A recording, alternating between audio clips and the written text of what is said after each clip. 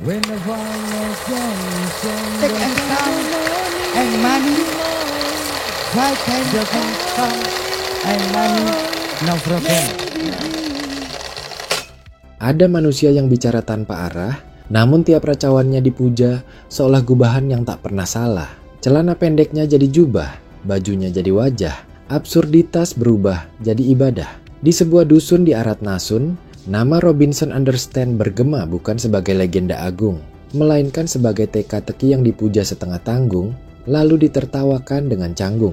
Sosoknya selalu hadir dengan paradoks, laki-laki yang meracau tanpa henti, tapi racawannya diperlakukan seperti wahyu kecil yang jatuh dari langit yang seakan menagih upeti.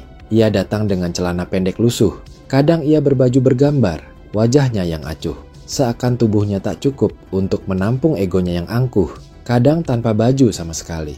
Dan anehnya, di mata pengikutnya, justru ketelanjangan itu dianggap tanda kedekatan dengan sang pemilik langit. Ironi menggulung seperti ombak, absurditas yang mestinya remeh dipuja seolah ilham. Rambutnya merah, panjang, berantakan.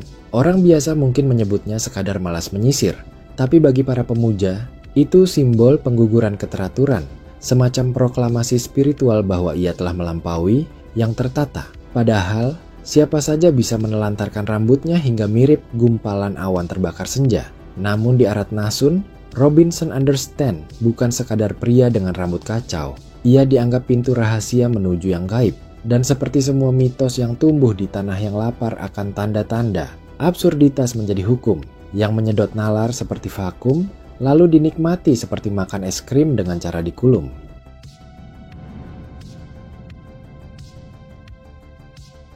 Robinson Understand tidak pernah berbicara dengan susunan rapi. Kata-katanya berloncatan seperti belalang mabuk jamur kotoran sapi, kadang bercampur bahasa Inggris yang setengah jadi, kadang hanya gumaman kosong yang terdengar seperti jampi-jampi. Namun, di telinga pengikutnya, racawan itu berubah jadi kitab samar. Seolah setiap suku kata adalah wahyu kecil yang turun bukan dari mulutnya, melainkan dari langit yang retak. Absurd? Mungkin. Tapi absurditas itulah yang memberi mereka rasa tentram. Seakan hidup mereka memang membutuhkan kebisingan yang diberi nama kesucian.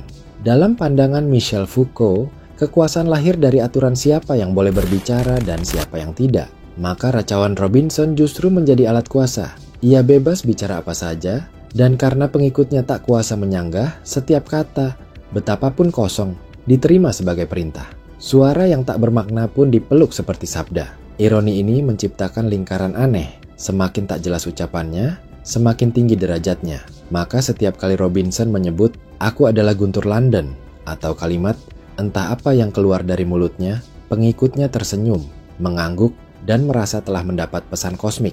Racawan itu menegakkan ritual baru.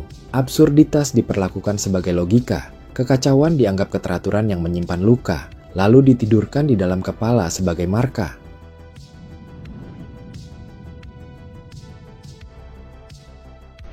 Dan Tuhan tidak jauh dari sini.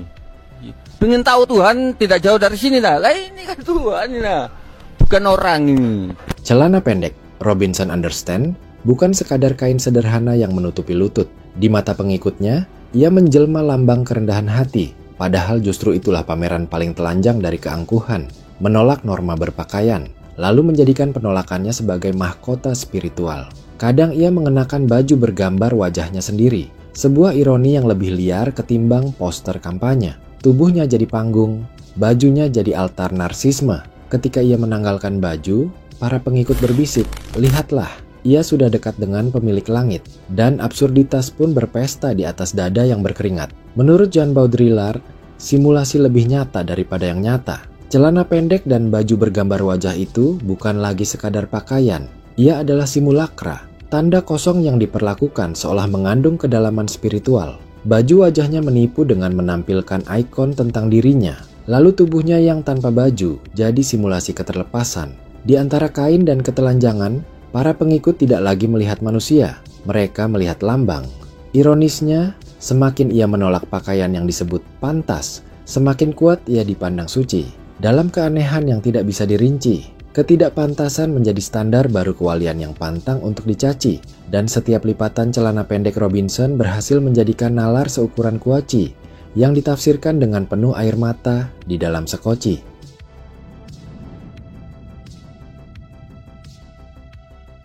Rambut Robinson. Understand bukan sekadar helai yang dibiarkan tumbuh liar. Warnanya merah, panjang, berantakan, seperti api yang gagal padam atau bendera perang yang lupa dikibarkan. Bagi orang biasa, itu hanyalah tanda malas menyisir. Namun bagi pengikutnya, rambut itu adalah pernyataan metafisik. Ia telah menanggalkan yang tertata dan memilih berumah dalam kekacauan. Mereka melihat rambut kusut sebagai kitab sunyi yang menjelaskan bagaimana manusia bisa terlepas dari belenggu sisir dan cermin. Dalam pandangan Friedrich Nietzsche, kau harus memiliki kekacauan dalam dirimu untuk melahirkan bintang yang menari. Kekacauan rambutnya dipuja sebagai kosmos kecil, seolah tiap helai yang tak terurus adalah tarian bintang di kepalanya. Padahal, bukankah setiap orang bisa menolak sisir dan membiarkan kepalanya terlihat seperti sarang burung? Tapi absurditas bekerja licik. Hal sepele ditinggikan menjadi mitos, lalu mitos itu mengikat mereka yang mengikuti Robinson yang haus tanda. Maka, ketika rambut Robinson jatuh menutupi wajahnya, pengikutnya merasakan aura mistis. Mereka tak melihat kusut, mereka melihat okultis. Dalam kusut itu, mereka menemukan rapi yang baru dalam bentuk yang lebih anarkis. Dan absurditas pun tersenyum sinis, menari di helai-helai merah yang dikira sakral tanpa skeptis.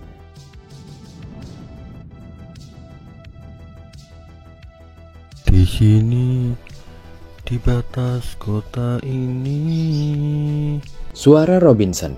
Understand bukan sekadar getaran pita suara. Ia seperti pisau yang membelai sekaligus melukai, menenangkan seperti pelukan ibu, tapi juga menyalakan keresahan yang tak terdefinisi. Saat ia bernyanyi, orang-orang merasa nostalgia yang tak punya alamat, seolah mereka pernah hidup di masa yang tak pernah ada. Suara itu mengandung paradoks, menenangkan sekaligus mengguncang, menyembuhkan sekaligus menambah luka. Bahkan saya sendiri, kala mendengarnya, merasa sesuatu yang asing masuk ke kepala. Aneh tapi damai, seperti pertama kali mendengar Hurt dari Johnny Cash. Menurut Soren Kierkegaard, kegelisahan adalah pusing karena kebebasan. Jika kutipan itu dibelokkan, maka nyanyian Robinson adalah kegelisahan yang berbunyi merdu, kebebasan yang menimbulkan pusing, nostalgia yang menimbulkan luka. Ia tidak sekadar menyanyi, ia memproduksi absurditas yang terdengar seperti doa. Para pengikut percaya, suara itu dianggap tanda kewalian dari Suralaya. Mereka menutup mata lalu terperdaya, membiarkan nada masuk membuat telinga tak berdaya, seakan-akan jiwa mereka sudah siap teraniaya. Ironinya, mungkin suara itu hanyalah hasil resonansi pita suara seorang pria dengan rambut merah yang semrawut. Tapi ketika absurditas sudah diberi nama suci yang bisa menghasut, getaran biasa pun bisa berubah menjadi kepercayaan yang kusut.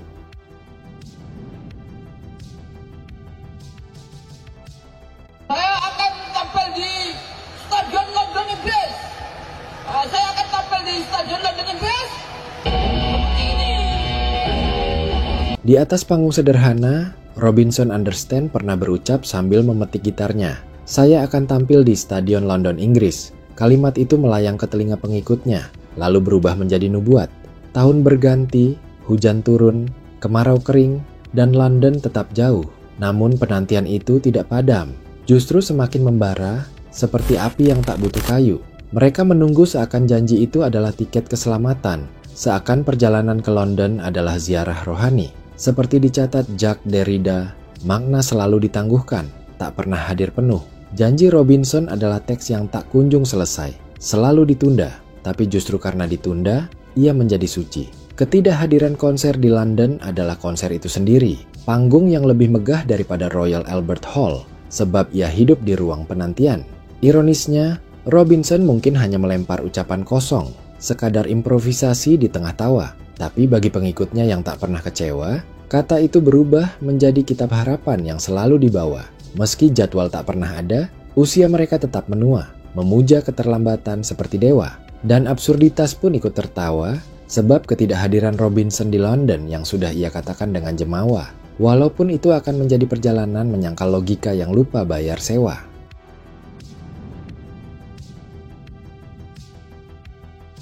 Motor Robinson Understand berwarna merah, biru, dan putih. Catnya menyala seperti panji perang yang keliru tempat. Bagi sebagian orang, itu sekadar modifikasi selera, penolakan pada monoton standar pabrik.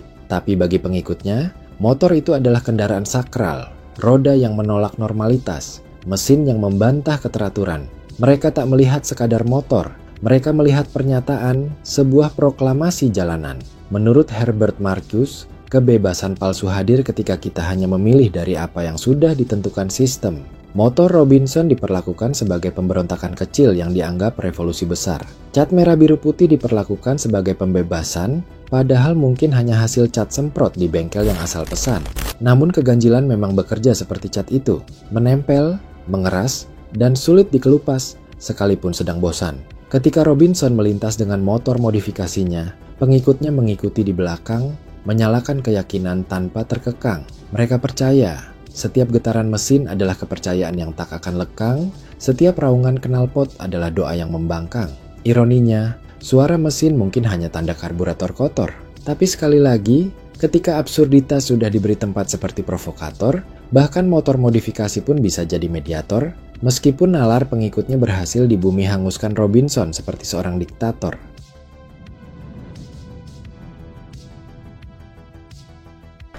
It made him with some of force to the country, the white leg after started cut one leg of dog. Bentar bahasa Inggris. Robinson Understand sering tiba-tiba meracau dengan bahasa Inggris, mencampurnya dengan kata-kata setengah jadi. Ucapnya, atau kalimat-kalimat itu tak menyampaikan makna, tapi di telinga pengikutnya terdengar seperti mutiara. Mereka merasa memiliki wali poliglot, seorang yang mampu menyeberang batas bahasa yang dianggap presisi, padahal mungkin hanya memetik kata dari film atau iklan televisi. Dalam pandangan Ludwig Wittgenstein, batas bahasaku adalah batas duniaku. Maka racauan Robinson memperluas dunia pengikutnya, bukan karena maknanya dalam, melainkan karena kosong. Kekosongan itu jadi ruang luas di kepala pengikutnya, ruang di mana mereka bisa menafsirkan apapun. Semakin kosong kalimat itu, semakin penuh imajinasi yang bisa ditanamkan di dalamnya. Ironisnya, kata-kata yang salah kaprah justru dianggap benar. Seakan tata bahasa tak lagi penting, karena yang diimani adalah aura, bukan isi. Absurditas lagi-lagi menertawakan hal ini. Manusia bisa mengubah bahasa rusak menjadi liturgi yang memiliki ambisi. Dan ketika Robinson berbicara dengan bahasa yang tak masuk akal dan jauh dari definisi, pengikutnya tak memerlukan kamus untuk melakukan revisi.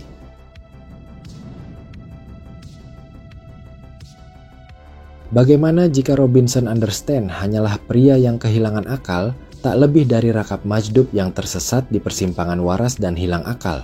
Namun, di tangan sekelompok orang, kisahnya dipelintir, dibesarkan, dijual. Rambut merahnya jadi simbol, celana pendeknya jadi doktrin, nyanyiannya jadi ritual, bahkan racauannya jadi kitab. Dari situ lahirlah pasar kecil yang menjual absurditas. Jimat berupa potongan rambutnya, kaset rekaman konser yang lebih mirip orasi mabuk, hingga janji panggung di London yang laku diperdagangkan sebagai harapan.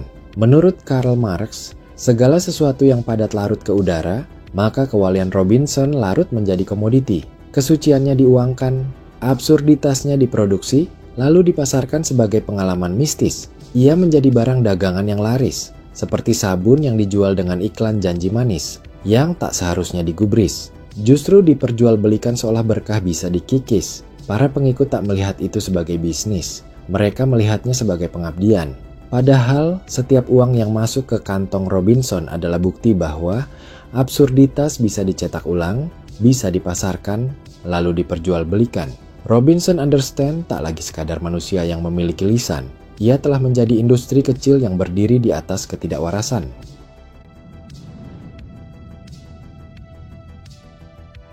Robinson Understand adalah cermin yang retak, dan setiap retakan diperlakukan pengikutnya sebagai jalan menuju langit. Ia meracau, pengikutnya mendengar wahyu.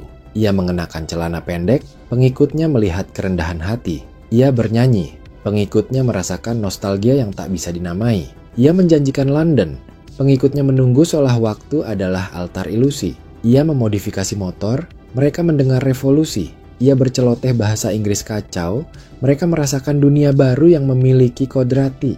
Bahkan ketika ia mungkin hanyalah pria kehilangan akal, mereka mengubahnya menjadi komoditi, sebuah pabrik kecil absurditas yang berjalan dengan keyakinan. Semua ini menunjukkan betapa manusia tak pernah puas dengan realitas telanjang.